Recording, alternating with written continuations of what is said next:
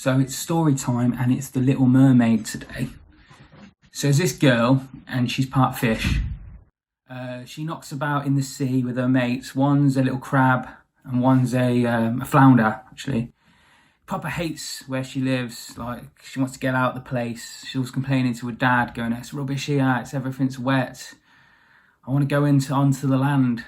And her dad's like, "You would die on the land. You can't go. You haven't got lungs. You suffocate." And she's like, "I'm sick of you. You don't know, like, let me be me." Well, anyway, she goes up to, pops her head out of the water, and she sees a bloke on a ship. He falls overboard, and she rescues him, gets him to the surface, immediately falls in love with him straight away, just seeing his unconscious, drowning body.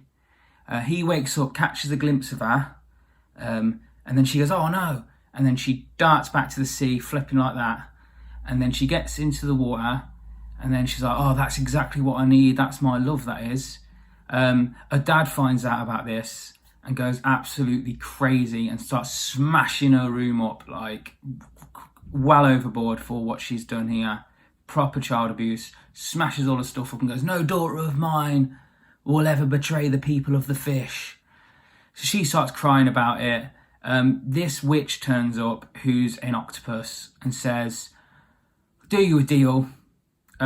You can have some legs if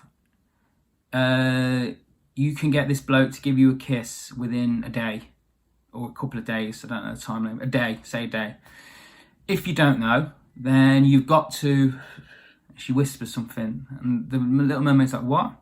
So if you don't do it, if you do it, you get your legs for life. If you don't know, you're going to be my slave. You're going to get turned into a little shrimp thing, slave. She goes, "Yeah, whatever, I'll take that deal. I'll get him to kiss me." And then she goes, "You've got no voice though. You're not allowed to speak. You've got to be a mute." She goes, "Whatever, sound, I'm hot." So she gets turned into a human and goes to the prince, knocks on his door. Again, the security of these princes, because she just gets let in. She gets let in. He doesn't recognise her as the girl that saved him, mainly probably because she hasn't got a fin anymore. But anyway, they start knocking it off. She's got no table manners or anything. She's combing her hair with a fork. They go for a little canoe ride. They're about to kiss, but then that octopus woman's like, "I'm not having this. I want that."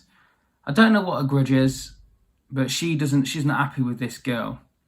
So she goes, "I'm going to turn myself into a human, and I'm going to make the prince fall in love with me."